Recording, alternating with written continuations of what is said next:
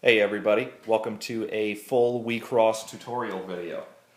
Before we get started on the actual gameplay and how to go through all the turn phases and everything like that, I just want to mention basically the board setup and how everything before the game is set up so that you make sure your decks are constructed the correct way. So first you'll notice I have two decks here.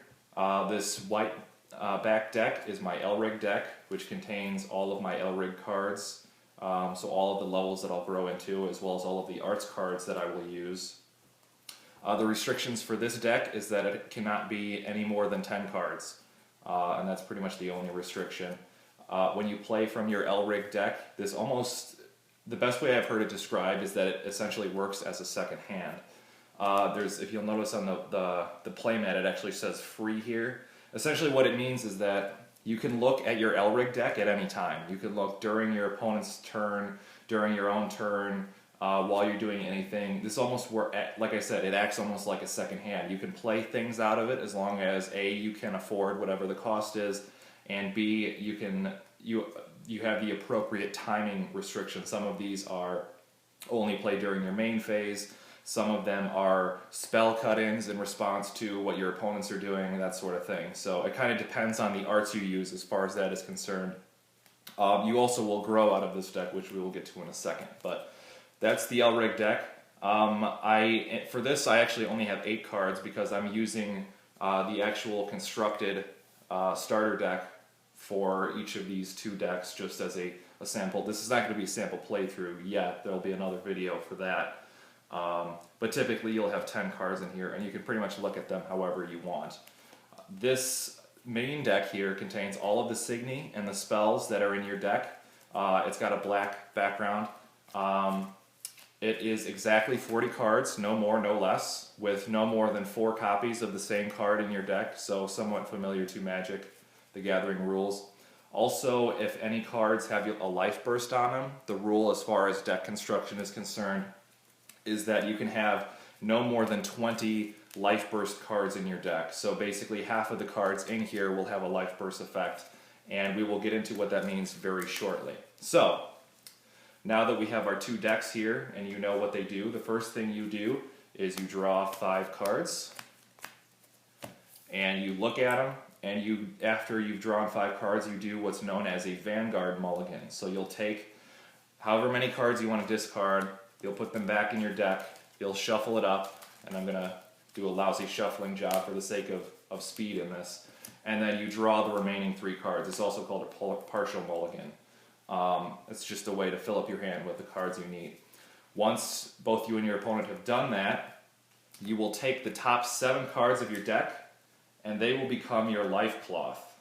Now, unlike Magic the Gathering and Yu-Gi-Oh! Where you have life totals, in this game, you have a life cloth. So what will happen is that every time you are attacked directly without anything to block it, you will lose the top card of your life cloth. You'll reveal it.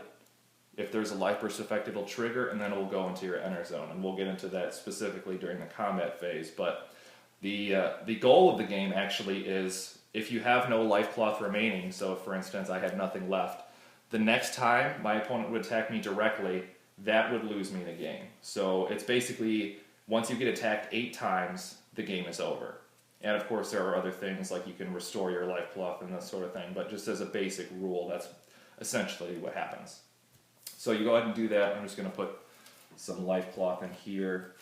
3, 4, 5, 6, 7, just for the sake of comparison. So our hands are set up, we have our life cloth set up. The next thing we do is we open. If you're familiar with the anime, that phrase should be somewhat familiar. That basically means the battle's starting. So you reveal your level 0 L-Rigs with one another so you sort of see what you're up against. And then the first player begins their turn. During the very first turn of the game, you draw 1 card. The first phase on your turn is the draw phase. You will typically draw 2 cards. On the very first turn, you only draw 1, just so that you don't get too far ahead with card advantage and that sort of thing. After you have completed your draw phase, you enter the enter phase. You can take 1 card in your hand, put it face up in the enter zone over here. What the enter zone does is, this is basically how you will power your spells and your abilities. If you have anything that has a cost to it, you will pay it from the inner zone. It's somewhat similar to a mana pool in Magic the Gathering, except it empties a little bit different than Magic the Gathering, and we'll get into that when we start casting some spells. So, after you have drawn a card, you have an enter phase, you can take up to 1. You don't have to put any, but you can only put 1 at the most in your enter zone. Once you have finished your enter phase, you go into the grow phase. During the grow phase, you can look through your Elrig deck, take any Elrigs that are appropriate. So I have a level 0 Elrig, which means I can only grow into a level 1 Elrig. Thankfully, of course, I have one. Provided that you pay the grow cost. Typically, actually, I believe all level 1 Elrigs have a 0 grow cost, so this is going to be free. You also need to make sure that the Elrig you're growing into shares a type. Now, typically, your deck will be constructed in such a way that the only Elrigs of the next level will have the appropriate type, but sometimes they change depending on what Elrig you're using. Some Elrigs have multiple types to them, and there's crossovers and weird things like that. But as long as they share a type, you can grow into it. Now, after we have grown, we enter our main phase. So remember, on the Signy here, we have the Signy's level, which basically indicates what level of, or the Elrig's level indicates what level of Signy we can play, and the maximum Signy level limit. So basically, with this Elrig, I can have up to 2 Signy on the field, and none of them can be more than level 1. Well, I'll just show you my hand. I only have 1 Signy here. I'm going to ignore this text just for the sake of simplicity, also because I can't read it. But during the main phase, you can basically play as many Signy as you want, as long as you can afford, as long as you're underneath the limit. Another thing that's interesting about this game is you can also trash your Signy at any time. If you have a Signy on the field and you need to open up some space, you can take a Signy from here and trash it. Another thing that I will mention here, during the enter phase, if you have Signy here, you can actually take a Signy from the Signy zone and put it into the enter zone instead of using your hand. That's another way to clear up the field. But you can have Signy, you can basically destroy them on your own field at any time. Sometimes you'd want to use that for on-play effects, or maybe better matchups against your opponent's Signy, which will make more sense why you would want to do that when we get into combat. So you can also take this opportunity to play spells. I have a 0 cost spell here that I believe this is to draw 1 card, so I'm going to go ahead and cast it just so you can see how to play a spell. So basically you pay the spell's cost. Of course it's 0, so I trash the spell. I resolve its effects, which is draw a card, and it's just that simple. If I had, I'm going to search in here for this spell. This is a 1 blue cost spell. Again, I don't know exactly what it does. If I had this in my hand, for instance, and I wanted to play it, I would basically put it in my check zone. I would pay for it by taking cards out of my enter zone. So I have 1 blue here to pay for the 1 blue cost. I put that in the trash, I resolve the spell, and this goes in the trash. So you'll notice that your enter zone can fill up somewhat quickly, but every time you use energy, it goes directly into the trash. So you can play spells, you can also play arts. Again, you can look at this deck at any time. If you have arts that you can play, as long as you can pay the cost, you can do that as well. So, once your main phase is complete, we enter combat. On the very first turn, combat phase is passed, again, because the opponent has no defense as a way of sort of balancing the game. The very first player does not get to attack, he skips his combat phase. And then, once that phase is done, the turn will pass, and then it will be the next player's turn. So, just for the sake of argument, I'm going to grab some Signy here, just so you can see what combat looks like. Let me do this.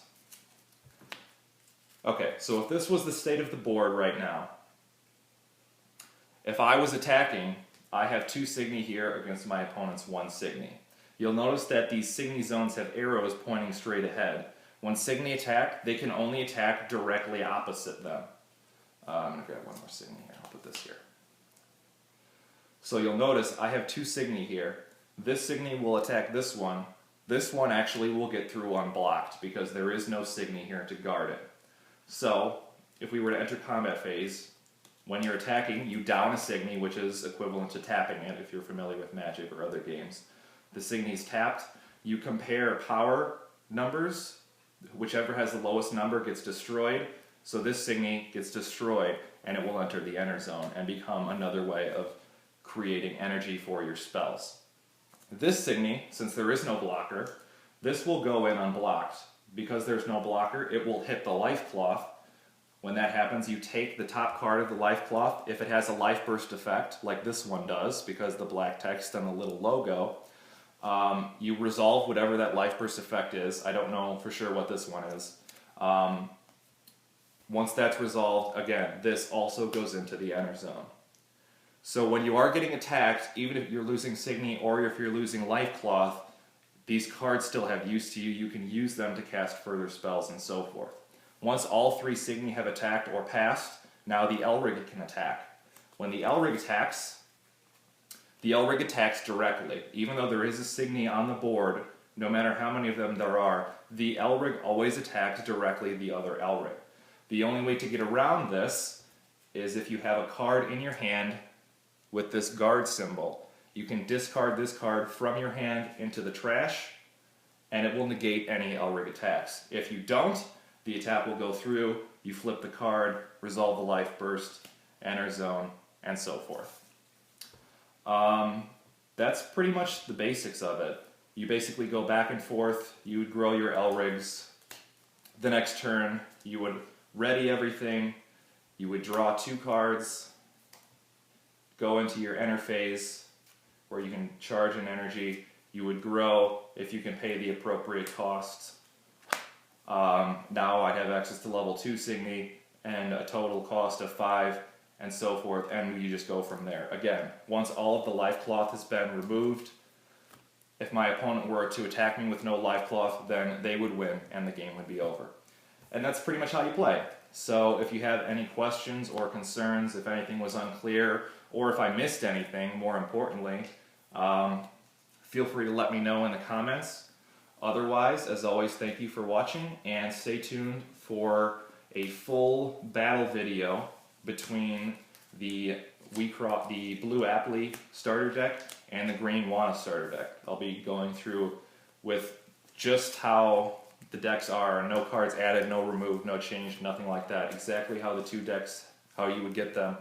I'll basically be going through a sample game of the 2 of them going against one another, just so you can see exactly how combat and that sort of thing goes. So, thank you for watching, and I'll see you next time.